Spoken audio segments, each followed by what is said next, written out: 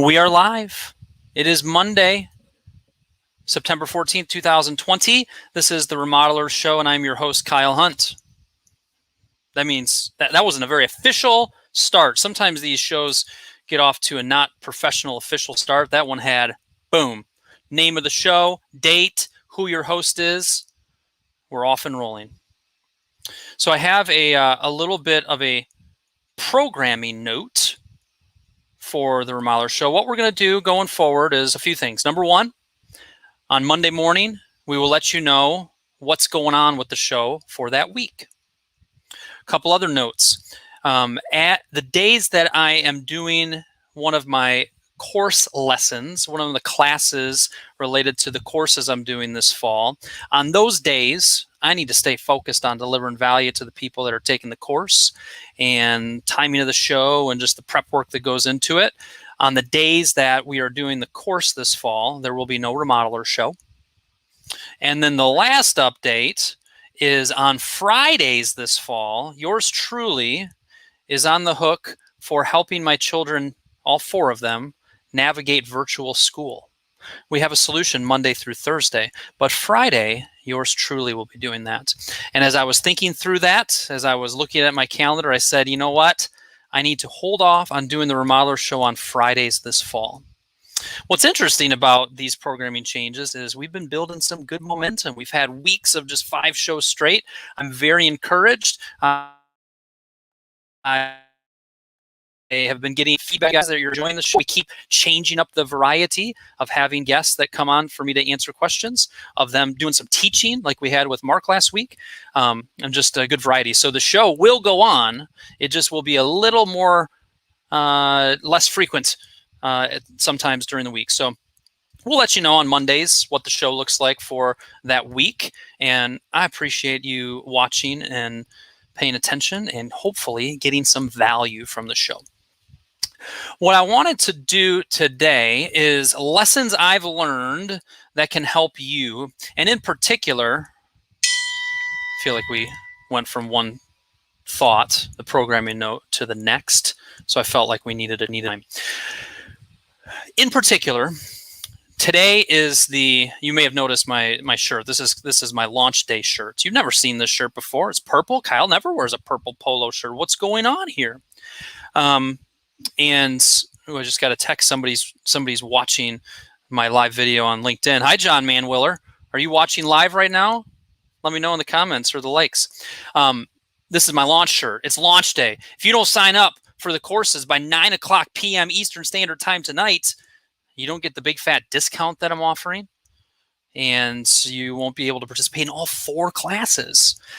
So it's launch day, and been putting a lot of work towards it. And what I was thinking about for today's show is, what are the lessons that I've learned by doing this launch and launching, in particular, just this launch, because I've never done it quite so detailed and consistent and really had a plan and strategy. And how does that relate to you and your remodeling business? The lessons I've learned by going through this process of launching these courses, there's just a lot of things that I've learned through it that are perfectly applicable to you and your remodeling business. So that's what we're going to talk about today. You guys also might toss some things in the comments. Feel free to do that. So moving on to the next thought. So one of the thoughts here is to create a plan, to take some time to strategize, to get clear with goals. To create a plan, to strategize, to get clear with goals. When you are taking on a new, how would we say it, just a new project, when it comes to something you're going to implement in your business, when you have just a new thing that you're going to put some attention on or launch, if you will, it is important to take the proper time to create a plan. I say it often, 5P, proper preparation prevents poor performance.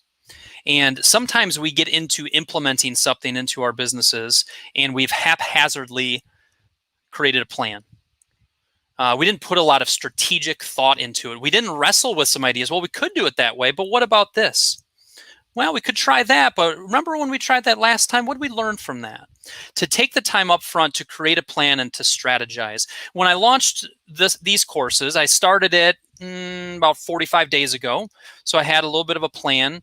I created, okay, what are the courses going to be? What are the topics that I want to focus on? And that was based on just feedback and further through the Remodeler Show, through my one-on-one work, through previous courses I've done in the past.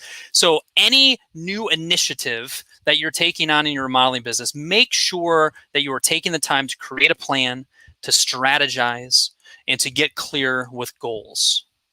Okay? Lessons I've learned during this that can help you.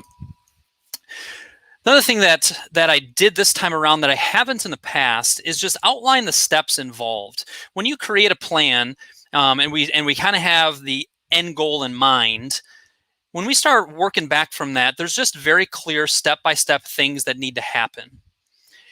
If you're starting something new, if you're trying to implement something into your business, if you're clear on what you're trying to achieve and you start working back from there and not get into the weeds of it, but just make that high level outline of what are the steps involved, assigning people on your team or yourself, if you're doing it all, know who's responsible for it, and just setting clear deadlines for it.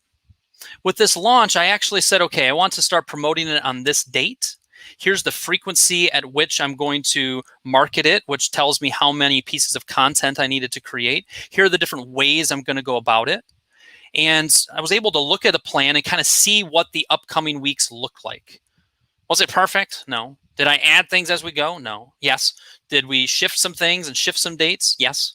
But the plan was there, and we hit way more of them this time around than I ever have before. So if you're taking on a new initiative in your business, outline the steps involved, get clear with who's responsible, and set some specific deadlines for it. Okay, rocking. Next up, get some outside help, expertise, and accountability. If you need help with how you stay in touch with your previous clients, if you're needing to implement into your business how you charge for design and project development, how you get clear with this is how we work, if you need some help organizing your profit and loss statement, getting really clear with your markup, having a solid overall 2021 business budget, you could go ahead and do that on your own. You could listen to podcasts. You could read books. You could get in touch with somebody that you know that's done it before. The other thing you could do is you could just sign up for my fall courses, remodelersmasterclass.com. What I'm getting at here is, as I've launched this, getting outside help and expertise and accountability has been crucial. His name's Andy Thompson. Andy Thompson is my business coach. And in particular, Andy is good at creating the overall plan and flow of what needs to happen, but he's a professional copywriter. I'm going to talk more about that here in a second. But when you're able to get some outside help and expertise, more than anything else, he provides me with, yes, a little bit of outline, yes, some new insights, but he provides me with accountability. I've got a meeting with him on Thursday. Well, I'm going to have those action steps done so that we're making progress.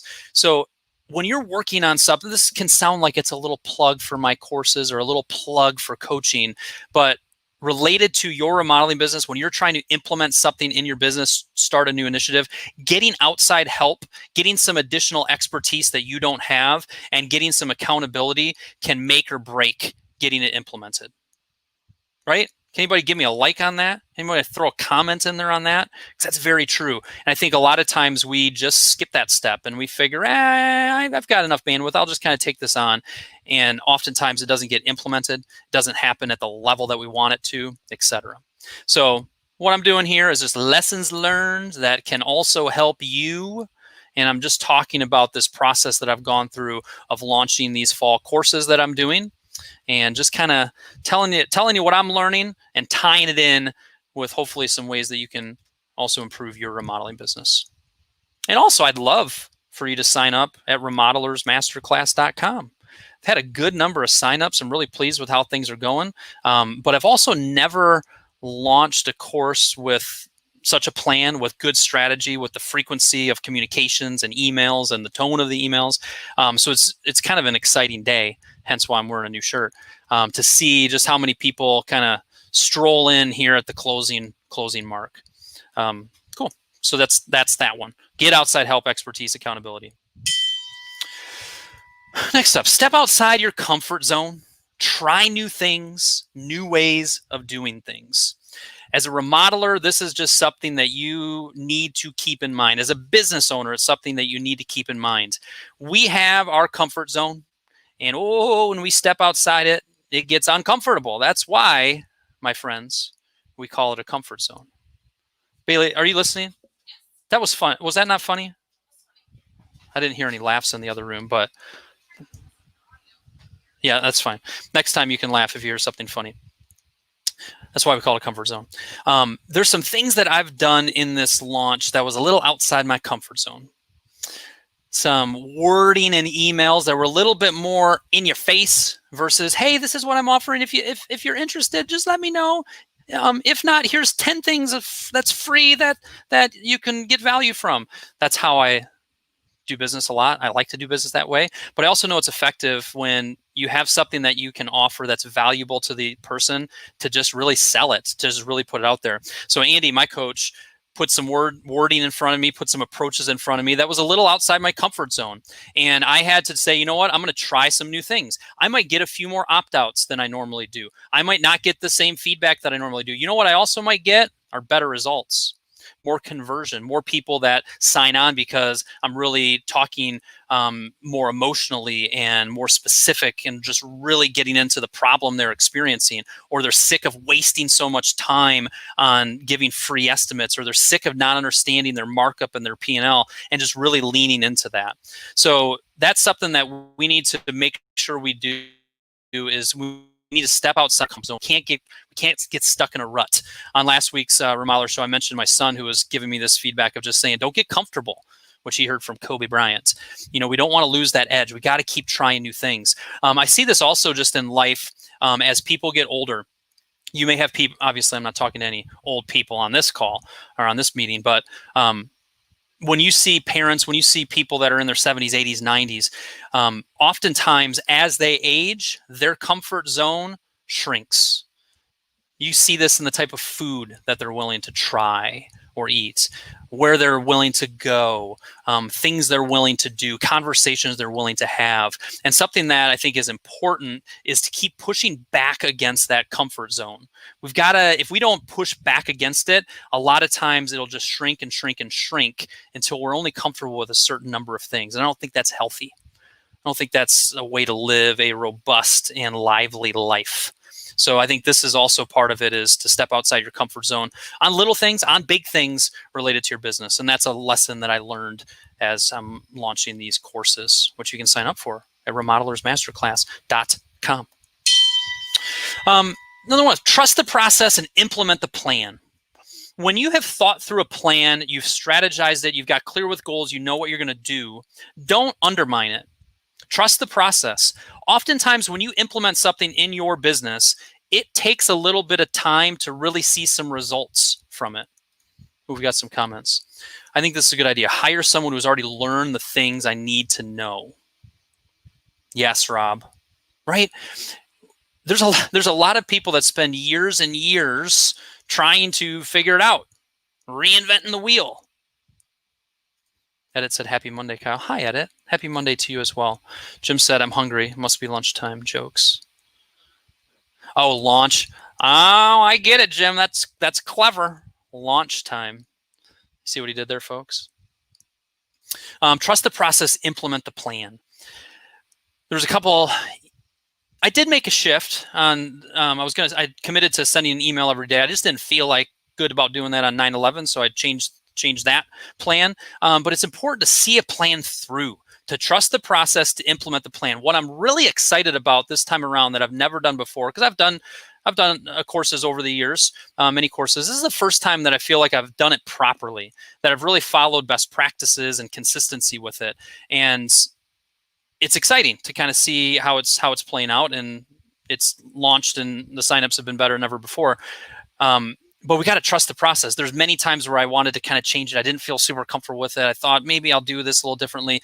We got to make sure we implement the plan and do it fully. And make sure we do the work to do that. I did not want to write an email yesterday afternoon on a Sunday afternoon, but I hadn't done it yet, and I needed to get an email out, and I did it. We've got to do the work. We've got to implement the plan. that's how we see if there's results. If we only half implement it, it's hard to evaluate it at the end and say, did this work or not? Well, I mean, it worked okay, but we kind of skipped over step C and step E.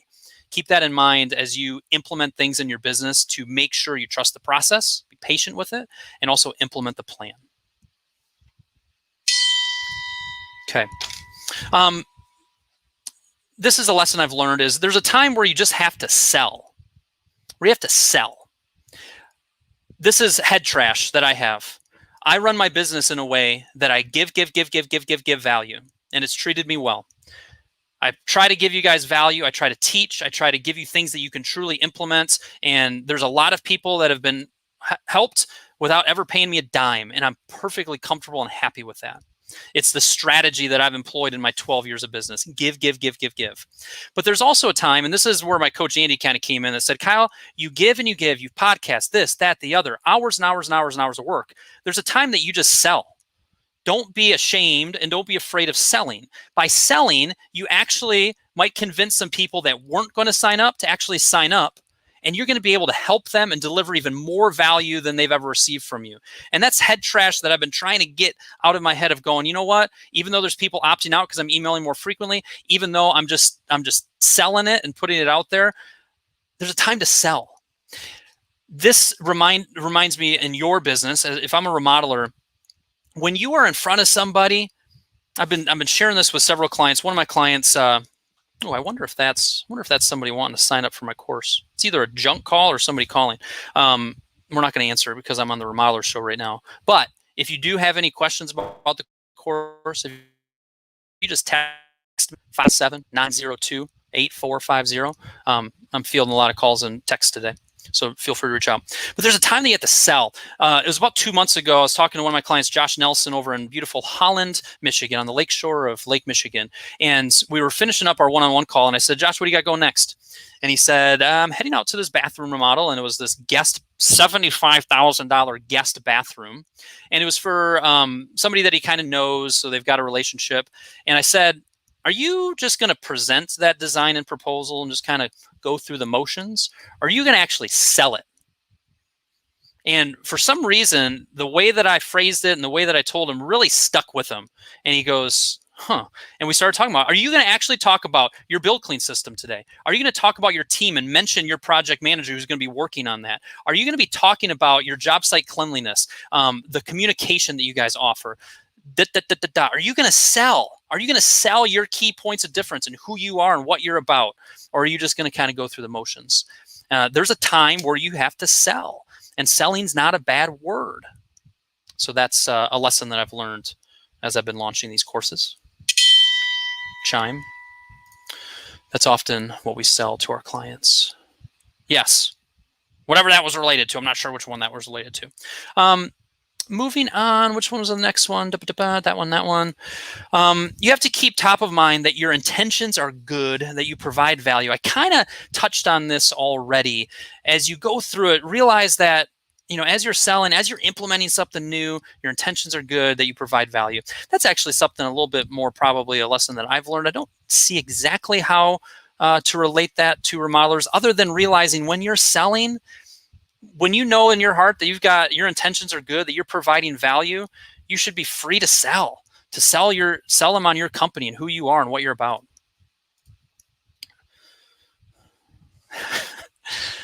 Jim is now quoting from the good book of Ecclesiastes, a time to sell and a time to purchase.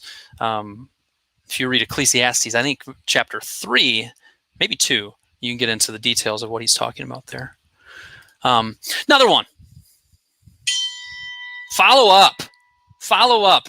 This is just flat out sales 101. I did a remodeler show with Mike Claudio 2 weeks ago on follow up. When we've talked to somebody, when we've presented something to somebody, make sure we follow up. Pick up the phone and call them, because you said, I will call you next week, or I will call you next Tuesday to follow up. Maybe you've called them once. Maybe you should send them a text message to say, wanted to follow up on where you guys were at with things. Or even better, you follow up by providing something of value. We have a lot of head trash. I have a lot of head trash around, should I call them? Oh, they're busy. Should I? I mean, they just sent me an email saying they were kind of interested. Should I call them? What I have found as I've launched is that people that kind of hinted that they were interested in the course or maybe asked me a quick question, just picking up the phone and calling them is really effective. And I think in your sales process, who is somebody that's in your sales pipeline right now that needs a call from you? When Mike Claudio was on, we were talking about just doing follow-up Friday. It's Friday. We follow up on Friday. If we were more consistent with our follow-up, we'd have better results and we'd have more signings. So keep that in mind as you are going about your business. Okay, excellent. What's another one? Oh, this one is one that I'm kind of excited about. I'm really looking forward to this launch being over. 9:00 p.m. tonight. It's going to be done. Hopefully, you see a little flurry of final signups as the day goes on. People go to remodelersmasterclass.com and they sign up, or they text me or call me because they have some questions. But once you're done selling, transition to fulfillment time. One thing that's exhausting about the remodeling business, about the coaching business, about a lot of businesses is once you sell something, the real work begins, right? Wouldn't it be nice sometimes to just be like, if I could just focus on selling and not have to worry about the production and actually building the project? But we transition to fulfillment time. The reason I'm really excited about this is to do all the work to your best of your ability. Whoever signs up. In your guys' case, whoever signs. And once they sign, to realize, okay, that part of the work is done. Excellent. Now we can move on to the fulfillment time. And to get excited and fired up about that, to get excited and fired up to deliver on what you promised, to actually walk them through the process like you were explaining, for them to actually see the results is something that I'm excited about, and just something that we need to keep in mind is that once we're done selling, that transition to fulfillment time is just as important, if not more important, to all the work that we put in during the sales process. Michael says, salespeople have it so easy. Let me sip out of my beautiful OA design build glass thing that Michael sent me. I know sometimes I kind of think, man, I'd love to be a salesperson. You know what else I think sometimes? I'd love to be a painter. As much as I love doing what I'm doing, wouldn't it be nice to work for OA design build and just be a painter for them? And the reason I think that's cool is, like, I could work hard, enjoy what I do, maybe have a little music going. I'm skilled at it. I'm excellent at it. It's my craft. And at the end of the day, I just get to stand back and look at it and go, look what I accomplished today. Sometimes that just seems so appealing. And then even going home and not having to do like a bunch of work because I don't own the business. Yes, and also salespeople have it so easy, right? I sell, hand it off to the next person, and I just get to go and sell some more. But alas, we are business owners, and there's also some cool things that happen as business owners. Great point. The hard work begins after you secure the agreement. A real milestone is completion. That's true. At the same time, another lesson I'm learning is to celebrate the successes. Yes, Michael. The big milestone is when we're completing it, but I think we as business owners just skip over celebrating the success. Adam Smith is a new client of mine, Capital Design, and I'm doing some sales training with him and his team right now. And one of the things, he stepped away. It turns out it wasn't a closed sale, it was something else, but in the flurry of it happening, and they were wearing masks because they're in the office, so I wasn't hearing it all. But I thought Adam came back and he took a quick call and that he had a closed sale.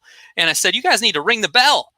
And they're like, what are you talking about? I said, okay, before I even tell you, I picked one of the people, Casey, and I said, Casey, your job between now and our next meeting is to go and buy a bell. Not one of those little dinky ones that you see on the counter at the doctor's office, but I'm talking like a bell that we grab the rope underneath and we go like this, like you'd see on a farm. And I want you to ring that thing where it's almost obnoxiously loud. If one of your colleagues is on the phone, they're getting interrupted. If somebody's in your showroom, they're hearing it. And if you're connected to that other office because you're on a little street like that, they're hearing it too. One of my clients does this. Every time they have a sale, they close a sale, they ring that bell. And everybody goes, woo, woo, woo. Sometimes there's nobody in the office and they still ring the bell. There's something that's just fun about that. So maybe your takeaway from today is going to be to go buy a bell and ring that stinking bell, but to celebrate the successes. When you put so much time and energy and effort into something, when you do sign that project, when you see results, I'm not talking just on sales. You might have implemented a marketing thing and you see a result, you see a lead. Celebrate the successes. We skip over that. We think about what we didn't get done. We move on to the next thing versus celebrating the wins and the successes. So ring the bell. It's a good one. Arby's. What does Arby's do, Michael? And then I had a couple other ones. What was the other one here? This one. Quiet the inner voice. Whenever we put something out there, when you're in a sales situation, they choose not to go forward with you. When you put your heart and soul behind launching a product and you know it's a good fit for them and they still don't sign up, are we just going to sit there and go, why didn't they buy from us? Why did they choose somebody else? Why didn't they move forward? What did I do wrong? Yes, it's smart to think through maybe how you can improve, but we spend way too much time listening to that inner voice that's talking negative about it. You know what? It might not be the right time. You know what? They might have decided to just go a different way for this reason or that reason. Yes, we need to be wise to see what we could have improved, but we also don't need to be flooded with this nagging negativity in our head. That's a lesson that I've learned over time and that I'm going to implement as this winds down, and maybe some people that reached out that said they're interested didn't sign up. I'm like, oh, why didn't they sign? You know what? It's okay. Go back to providing them value and keep working hard, and next time it might happen. If I'm a remodeler, you know what? They didn't sign with us. Maybe they didn't sign with anybody. Don't burn the bridge. Continue to stay in touch and be patient. Okay, so that's one. And then another one. They have the bell. You ring it if you had a good experience before you leave. So if the beef and cheddar is amazing, I go over to the bell and I ring the bell. If the Jamocha shake is amazing, on my way out, I ring the Arby's bell. Okay, I learned something new. Rob Bauer, we do the money dance. Rob Bauer, I don't know what I'm going to give you. The $100 came to my mind. $100. Rob, are you listening? $100. That's the number that came to my head, and I'm dead serious. If you record a video, and I want it to be more than 6 seconds long, I need to hear some music because I don't know what music plays during the money dance. So it's got to have a song in the background, 6 seconds plus of you dancing, holding a check. I will send you $100, or I'll donate. If you don't want my money, I'll donate $100 to the charity of your choice. I would love to see the Rob Bauer money dance. This could be awesome. But also, yes, celebrating the wins. Okay. And then also, take notes of things you would do differently.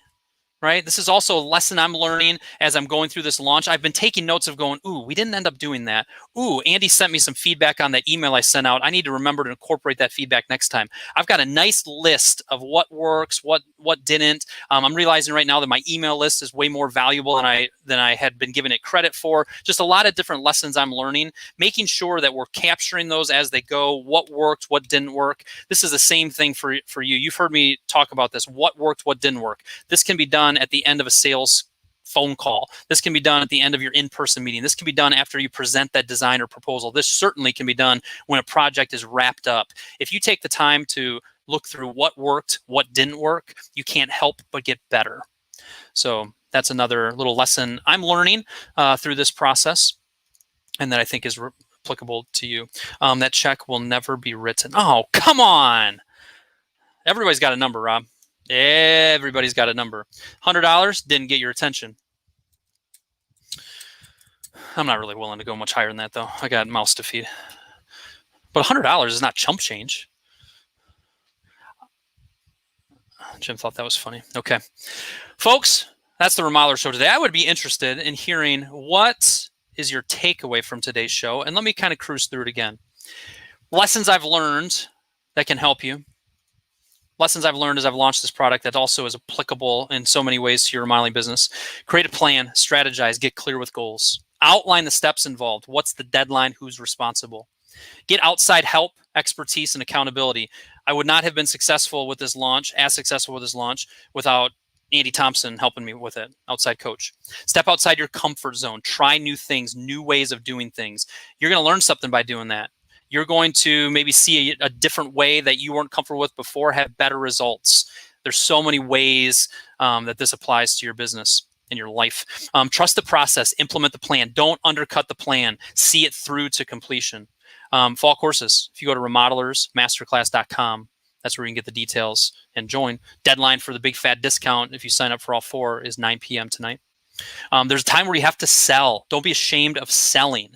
And sometimes when if you're this afternoon, if you're getting ready to present a design or a proposal, or if you're getting ready to have an initial meeting, prepare for it.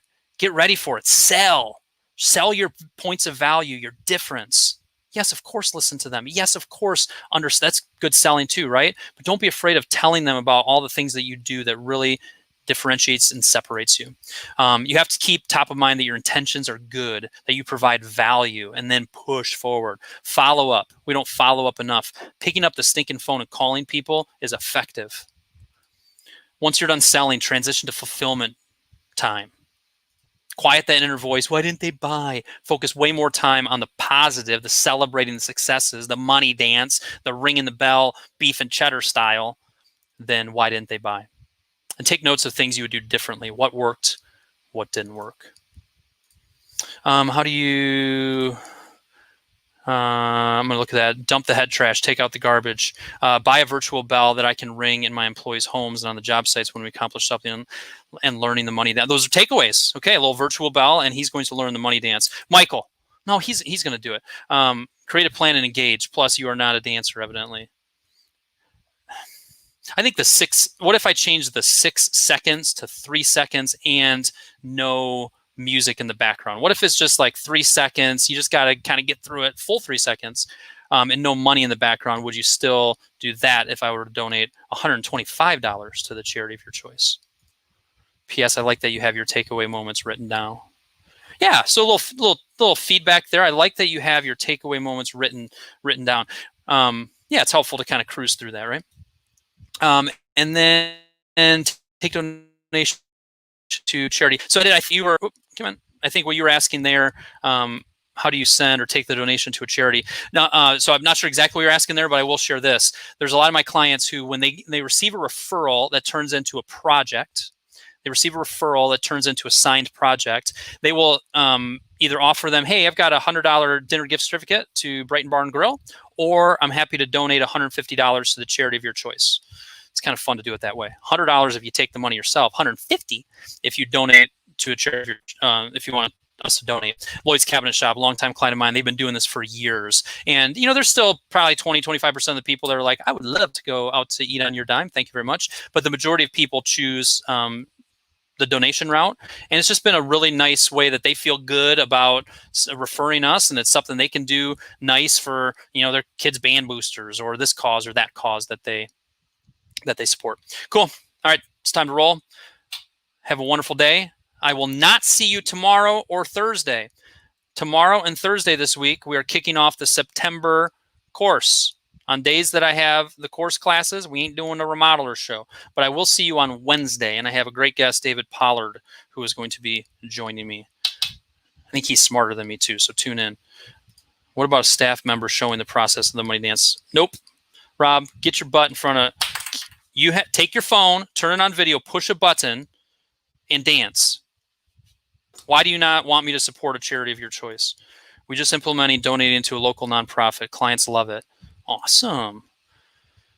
Guys, you can't join in the last minute when I'm trying to leave and then flood me with comments. Flood me with comments early on. Love y'all. Catch you later.